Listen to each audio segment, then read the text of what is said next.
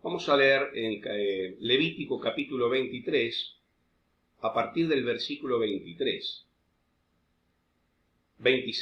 capítulo 23, versículo 26. Dice: el Señor le dijo a Moisés: asegúrate de celebrar el día del perdón, el 10º día del mismo mes. Se refiere al mes séptimo, que es el equivalente a nuestros meses de septiembre y octubre, el comienzo del otoño en el hemisferio norte. 9 días después del Festival de las Trompetas, esta festividad bastante enigmática porque no se explica en las Escrituras en qué consistía. Los judíos toman esta festividad como el Rosh Hashanah, que sería el Año Nuevo, pero las Escrituras no dicen efectivamente cuál es el significado o el sentido de esta festividad. Luego entonces del Festival de las Trompetas habían 10 días de arrepentimiento, días de ayuno, días de aflicción, y luego venía el día del perdón o Yom Kippur, como también se le denomina. Dice que lo celebrarás como día oficial de Asamblea Santa, un día para negarte a ti mismo y presentar ofrendas especiales al Señor. No hagas ningún trabajo durante todo el día, porque es el día del perdón, cuando se presentan ofrendas de purificación por ti, para hacerte justo ante el Señor tu Dios. Bien, podríamos seguir leyendo unos textos más, y en particular es en el capítulo 16 de Levítico, donde muy detalladamente se indica cómo se llevaba a cabo esta celebración, esta festividad, y todos los rituales muy ricos en significado y en simbolismo que se realizaban. Claro, dijimos significado. Esta solemnidad anual alberga en su significación mayor contenido de evangelio que cualquier otra institución de la ley ceremonial. Por eso que hoy nosotros vamos a meditar y vamos a reflexionar en torno al significado espiritual y significado como figura de la obra del Señor Jesucristo y del Evangelio en la cruz. Ese día, entonces, el sumo sacerdote, que no debía vestirse de sus ornamentos habituales, y hacemos un pequeño paréntesis, recuerden ustedes que los ornamentos del sumo sacerdote eran primero una túnica de lino, blanco, fino, mejor dicho, primero estaba la ropa interior, se podría decir que también era de lino, fino, blanco, luego sobre esa ropa interior estaba la túnica de lino. Arriba se colocaba el sumo sacerdote un manto azul, que era un poquito más corto que esa túnica, y en sus bordes tenía alternadas granadas y campanillas, que también tenían su simbolismo, que ahora no lo vamos nosotros a explicar en este momento. Sobre ese manto azul, el sumo sacerdote se colocaba otra vestidura más llamada efod, que era una especie de delantal con tiradores, que simbolizaba el servicio, ¿no? El servicio que llevaba a cabo el sumo sacerdote. Y sobre el efod, bien pegado al pecho del sumo sacerdote, iba un pectoral con las piedras preciosas que simbolizaban el pueblo de Israel. Una piedra por cada una de las tribus de Israel que el sumo sacerdote llevaba fuertemente adheridas a su pecho, a su corazón, como señal de el amor que Dios le tiene al pueblo. Sobre las hombreras del efod había 2 piedras de ónice, también con los nombres grabados de cada una de las tribus de Israel, 6 y 6. Eso también simboliza que el pueblo era llevado sobre el corazón, por el amor que Dios le tenía, pero también era llevado sobre los hombros de Dios. Dios llevaba al pueblo sobre sus hombros para la victoria y para sostenerlo en su travesía y en su vida. Sobre la cabeza del sumo sacerdote tenía una mitra, que es una especie de turbante, sobre su cabeza, y sobre su frente, adherido a la mitra y a la frente, había una placa de oro que decía la frase: santidad a Jehová. Bueno, todas estas eran las vestiduras ricas, ornamentadas del sumo sacerdote. Pero cuando llega el día del perdón, el día de la expiación, el Yom Kippur, el sacerdote solamente tenía la sencilla vestidura de lino que era común a todos los demás sacerdotes inferiores. Era un atuendo sencillo, porque recordemos que este día era un día de humillación. La Escritura dice negarse a sí mismo. En otras traducciones habla de ayuno. El ayuno también implica negarse a sí mismo, afligirse por el pecado, humillarse, buscar el perdón de Dios.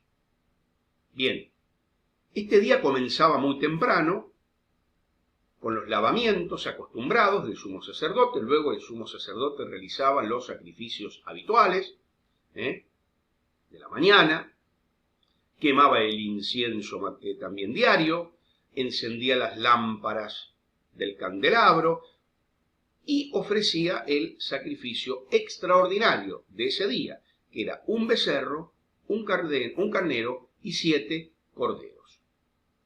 Luego que hacía esto, se quitaba esas vestiduras habituales, ricas, ornamentadas, se bañaba totalmente y se ponía las vestiduras, solamente las vestiduras de lino. Presentaba al Señor un becerro para hacer expiación por sí mismo y por su casa, por su familia. Expiación, cuando decimos expiación, decimos que Dios fue tremendamente ofendido por nuestros pecados. Y la justicia de Dios requería, para ser satisfecha, que la paga del pecado fuera la muerte. Entonces, la muerte del Cordero sustituía a la muerte del ser humano pecador. Entonces, como sacrificio expiatorio, es decir, para borrar el pecado, aunque luego vamos a saber que ninguno de estos sacrificios realmente borraba el pecado, eran figuras, tipos del único y perfecto sacrificio de Cristo, que ese sí borraría definitivamente el pecado de todos aquellos que acuden a Jesucristo con arrepentimiento y con fe. Entonces, este becerro se ofrecía como expiación del pecado de Aarón, del sumo sacerdote, y de su casa. Luego el sumo sacerdote tomaba 2 machos cabríos, 2 chivos, y hacía un sorteo entre ambos. Esos 2 chivos eran ofrecidos, ambos juntos como una misma ofrenda, como sacrificio también de expiación, pero por los pecados del pueblo. Aarón presentaba el becerro como sacrificio de expiación por sus pecados y los de su casa, y 2 machos cabríos como sacrificio de expiación por los pecados del pueblo. Como dijimos, hacía un sorteo entre ambos. Uno de ellos sería degollado en señal de la necesaria satisfacción de la justicia de Dios por el pecado que exigía el derramamiento de sangre. Y el otro debía ser enviado al desierto, llevándose los pecados. Esa era la señal de la remisión, del despido del pecado debido a la misericordia de Dios. Vean ustedes, teniendo en cuenta que ambos animales eran presentados conjuntamente a Dios, vean cómo ya se está manifestando en este acto la justicia y la misericordia de Dios unidas estrechamente en esa misma ofrenda y en ese mismo acto. La justicia y la misericordia. Hay quienes opinan que se escogían machos cabríos por ese olor tremendamente desagradable que tienen para mostrar, para simbolizar lo ofensivo que es el pecado a los ojos de Dios y para la persona de Dios. Bien, ¿cómo era el procedimiento entonces que se llevaba a cabo?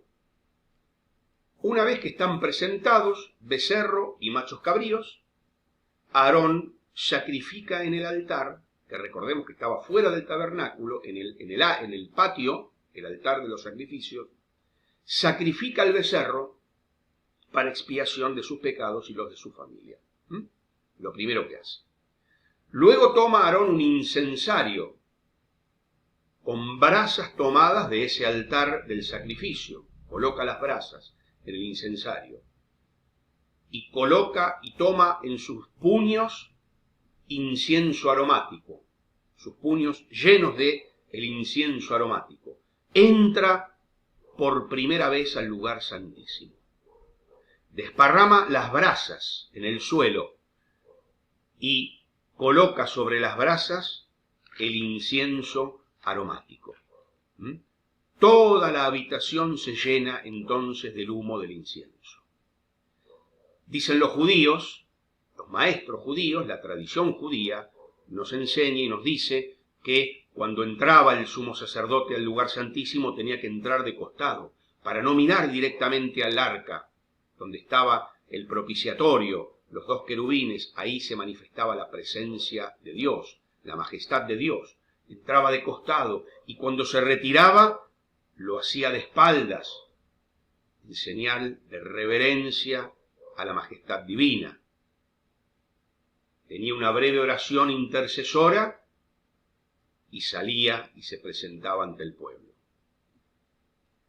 En tercer lugar, Aarón toma la sangre del becerro y entra por segunda vez al lugar santísimo, que está lleno del humo del incienso, y esparce la sangre con su dedo hacia el propiciatorio, una vez en la parte alta y 7 veces en la parte inferior. El esparcimiento de la sangre. Luego sale del lugar santísimo y procede a degollar al macho cabrío que en suerte le había tocado morir, y hace exactamente lo mismo que hizo con el becerro, hace exactamente lo mismo con la sangre del macho cabrío, pero ya como expiación por los pecados, ya no de él, sino del pueblo. Bien. Y entra por tercera vez, dijimos, para esparcir la sangre del chivo.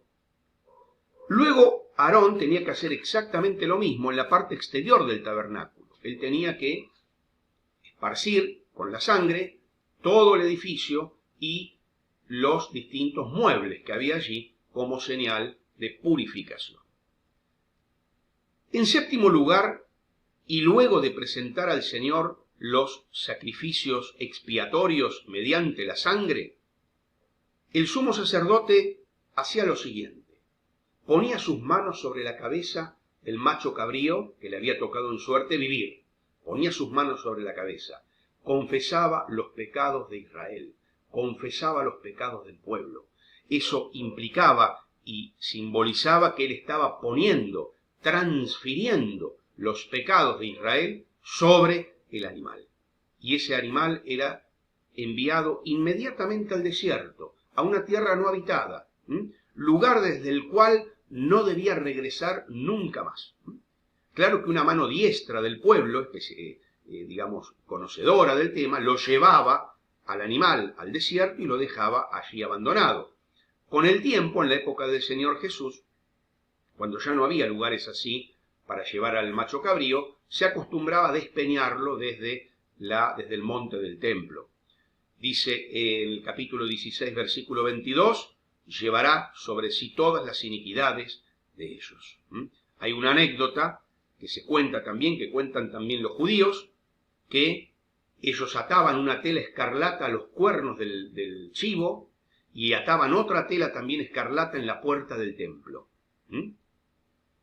Y dicen que cuando el macho cabrío se alejaba y se llevaba los pecados, esa tela escarlata colgada en la puerta del templo se volvía blanca, como dice Isaías 1:18, dice, si vuestros pecados fueren rojos como el carmesí, yo los volveré blancos como blanca lana. Bueno, cuentan esa historia los judíos. Dice que en los 40 años anteriores a la destrucción del templo, nunca más cambió de color, porque ya los judíos habían rechazado al Mesías. Estos ritos eran muestra de y eran figuras del Mesías, el Cristo que había de venir, y ellos lo rechazaron, por lo cual cuenta la historia que nunca más cambió de color esta tela de color rojo. Bien, por último el sacerdote se quitaba las vestiduras de lino para no volverlas a usar nunca más, lavaba su cuerpo con agua y se ponía las vestiduras habituales. Ya veremos para qué lo hacía. Bien, una vez realizadas todas estas acciones de presentación y sacrificio del becerro por los pecados del sumo sacerdote y de la familia, y de el sacrificio del chivo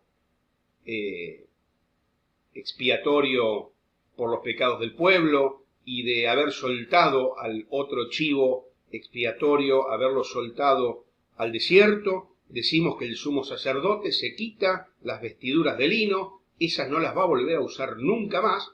La tradición judía establece que todos los años se hacían nuevas vestiduras, y entonces lavaba su cuerpo con agua, se ponía las vestiduras ricas habituales y ofrecía entonces su holocausto y el holocausto del pueblo. Esto quiere decir que los restos del becerro y los restos del macho cabrío que había sido muerto son quemados. Acá tenemos que entender muy bien la diferencia entre una ofrenda expiatoria y un holocausto. La ofrenda expiatoria, como dijimos, era para satisfacer la justicia de Dios. Ante el pecado, Dios es un Dios infinitamente santo e infinitamente justo, y el pecado necesita ser expiado. El pecado necesita ser borrado de alguna manera a través del derramamiento de sangre. Esto era entonces para satisfacer la justicia divina y la santidad divina. Y el sacrificio de holocausto era un sacrificio llevado a cabo en honor y para la gloria de Dios. En honor y para la gloria de Dios. Por eso que siempre que hay sacrificios u ofrendas que la Escritura le llama quemadas, que son holocausto, dice, y sube como olor fragante. Eso quiere decir que Dios está siendo glorificado. Como una muestra, el que de un corazón agradecido y de un corazón adorante ante la majestad de Dios, se ofrecen esas ofrendas y esos sacrificios quemados. Entonces, qué interesante esta figura. Nos muestra que una vez que obtenemos el perdón a través del sacrificio expiatorio, una vez que obtenemos el perdón, que hemos sido perdonados, que hemos sido reconciliados con Dios, ahí sí nos ponemos la ropa de fiesta y podemos adorar a Dios. Darle gracias y darle a Dios la adoración que le corresponde. Cuando estamos sentados en la cena del Señor, con los mejores atuendos del interior espirituales, y también sería bueno que nuestro atuendo exterior también esté en consonancia con el interior, y no vengamos a la cena del Señor como si fuéramos a la cancha de fútbol. Pero bueno, este es un comentario entre paréntesis. Pero esto quiere decir que las vestiduras debían ser las propias de una fiesta para glorificar nada más ni nada menos que al Dios omnipotente, que nos perdonó. Ya nuestro pecado fue expiado.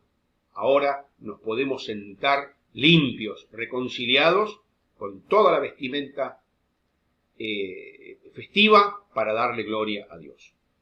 Bien, a continuación, hecho todo esto, el sumo sacerdote entraba de nuevo al lugar santísimo para recoger el incensario y volvía a su casa gozoso y feliz porque había finalizado su servicio y no había muerto. Quiere decir que Dios lo había aceptado el sacrificio y había aceptado todo el servicio, y el sumo sacerdote podía volver feliz a sus tareas cotidianas. Ahora veamos cuánto evangelio había en toda esta ceremonia. Cuánto evangelio. Ya con los comentarios que hemos hecho, ya se percibe, ya ustedes sospechan y van entendiendo cuánta simbología del Señor Jesucristo y el evangelio hay aquí. Pero vamos a decirlo de una manera más explícita y más clara. Aquí están tipificados dos grandes privilegios del evangelio, dos grandes privilegios y también dos grandes deberes. Dos grandes privilegios y dos grandes deberes. El primer privilegio que está aquí tipificado es la expiación de la culpa que Cristo hizo a favor nuestro. El mismo Jesucristo fue al mismo tiempo hacedor y materia de la expiación. Hacedor y materia de la expiación. ¿Qué quiero decir con hacedor? Quiero decir que el mismo Señor Jesucristo, Él es en su persona el sumo sacerdote que ofreció, como Aarón, en soledad el sacrificio. Leemos en la Escritura que todos abandonaron al Señor, todos le dejaron, todos huyeron. Claro, esto fue decidido en la sabiduría de Dios. Dios permitió que esto sucediera. Si alguien hubiese sido arrestado y llevado a la muerte junto con el Señor, existía el peligro de que fuese considerado un colaborador o un asistente del Señor en la tarea de la redención. Entonces Dios en su sabiduría permitió que el Señor fuese abandonado y allí, solo, como Aarón, ofreció el sacrificio. Pero no solo fue sacerdote que ofreció el sacrificio, sino que también fue el sacrificio ofrecido en ese altar de la cruz. Fue sacerdote y víctima a la vez, simultáneamente. La realidad tipificada en los dos machos cabríos, que eran ofrecidos, como dijimos, conjuntamente en una misma ofrenda, se ve también en la persona del Señor Jesucristo. Porque el macho cabrío que fue degollado es la figura, la imagen, el tipo de Jesucristo muriendo en la cruz, y el macho cabrío que era liberado, lanzado al desierto, llevándose para siempre los pecados del pueblo, es tipo de Cristo también, llevándose, quitando nuestros pecados, apartándolos tan lejos como el oriente del occidente, de modo que Dios ya no se acuerda más de ellos. El chivo que moría expresa la sentencia de Dios, la paga del pecado es la muerte. Cristo satisface la justicia de Dios. Como dice un himno, satisfizo es la demanda que Dios en la ley dictó. Cuando diose por ofrenda y con sangre nos compró. Todo ha consumado ya y Dios satisfecho está. Dios está satisfecho con la ofrenda expiatoria de Jesucristo. Pero también, como ese macho cabrío que iba al desierto y no volvía más, Él quitó nuestros pecados, se los llevó y los alejó de nosotros. Dios no se acuerda más de ellos. Es más, se dice que, la Escritura dice que era llevado a Azazel, usa esta palabra que ha dado bastante controversia. Lo cierto es que Az quiere decir cabra y Azel quiere decir exiliar, quitar. El Señor Jesús fue la cabra, ¿no? Dice, la cabra que se llevó el pecado. La cabra que se llevó el pecado tipificaba al Señor Jesús. Entonces, el Señor Jesús cargó el pecado y se fue con él para siempre, lo dejó en un lugar donde nunca más será recordado. Ambos machos cabríos, repetimos, representan la justicia y la misericordia de Dios juntas. Por eso también cantamos, y dice el poeta, luz divina resplandece ante el mundo pecador. Le muestra al mundo pecador que en la cruz de Cristo juntas tu justicia y grande amor. En la cruz de Cristo se juntan esos dos machos cabríos, que eran figura, se juntan en la cruz de Cristo. El otro gran privilegio que está tipificado aquí es la entrada del sacerdote Jesucristo en el verdadero santuario celestial a nuestro favor. Jesucristo entró allí por nosotros, dice que entró una vez por todas, con su propia sangre, esa sangre que habla mejor que la sangre de los becerros y de los machos cabríos. Y el Señor Jesucristo entró y está allí, siempre elevando su oración intercesora a nuestro favor. Esto es lo que era representado por el incienso, la oración intercesora. Dice Romanos 5:10, que el Señor nos reconcilió, nos salvó, y mucho más estando reconciliados, seremos salvos por su vida. ¿A qué se refiere esto de por su vida? Se refiere a la vida glorificada, ascendida del Señor Jesucristo, que está abogando e intercediendo allí, en el santuario verdadero, en el cielo, a nuestro favor. El Señor Jesús nos está asegurando en el cielo, por su intercesión permanente, nos está asegurando la salvación. Cuando decimos que la salvación no se pierde, no es porque somos lo suficientemente buenos como para conservarla. No, es porque el Señor Jesús vive para interceder por nosotros. Y por esa vida ascendida, glorificada, el Señor nos asegura la salvación. Una salvación permanente, no meramente provisoria, permanente. Bien, el retorno, como Aarón salía y retornaba del lugar santísimo, ese retorno del lugar santísimo aún está pendiente y se va a cumplir en la segunda venida de nuestro sumo sacerdote, el Señor Jesucristo. Bien, también están aquí tipificadas dos grandes deberes del Evangelio. El primer gran deber del Evangelio que está aquí tipificado es la fe. Por la fe debemos poner nuestras manos sobre la cabeza de la ofrenda, como hacía Aarón en la cabeza del macho cabrío, descansando y poniendo toda nuestra confianza en el Señor, que Él es nuestra justicia.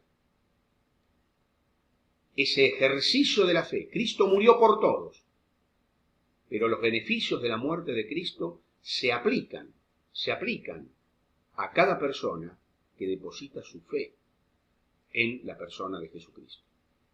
Esos beneficios, esos méritos de la muerte de Cristo se aplican a aquellos que se los apropian por la fe. Y acá está representado por esas manos colocadas en la cabeza, esa confesión del pecado, y nosotros podemos estar confiados y descansando que el Señor se llevó nuestros pecados, que el Señor responde por nosotros, que el Señor es nuestro sustituto. Y el segundo gran deber del Evangelio que está aquí tipificado es el arrepentimiento. Una y otra vez se dice, día de arrepentimiento, día de ayuno, día de negarse a uno mismo. Por el arrepentimiento tenemos que afligir nuestras almas, teniendo pesar interno por nuestros pecados, y además viviendo una vida, como dice la Escritura, de negación de nosotros mismos. Así lo traduce la Nueva Traducción Viviente, negarse a uno mismo.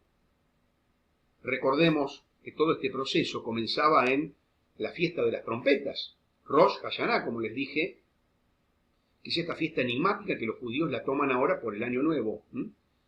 Luego de 9 días, de 10 días llamados santísimos de arrepentimiento, venía el día del perdón, el Yom Kippur. Y algunos judíos le llamaban este día el día del juicio. Es indudablemente un tiempo de arrepentimiento, pero es también para nosotros un día de tremenda gratitud. ¿Por qué? Porque el juicio, de ese día del juicio, lo afrontó el Señor Jesús. Y nosotros somos libres del juicio por la fe en Él. Podemos entonces, para finalizar con gozo, hacer nuestras esas palabras del poeta que dice, de Dios la cólera estalló cayendo sobre ti. El rostro Dios de ti apartó para aceptarme a mí. Por tu dolor, Jesús, Señor, no hay ira para mí.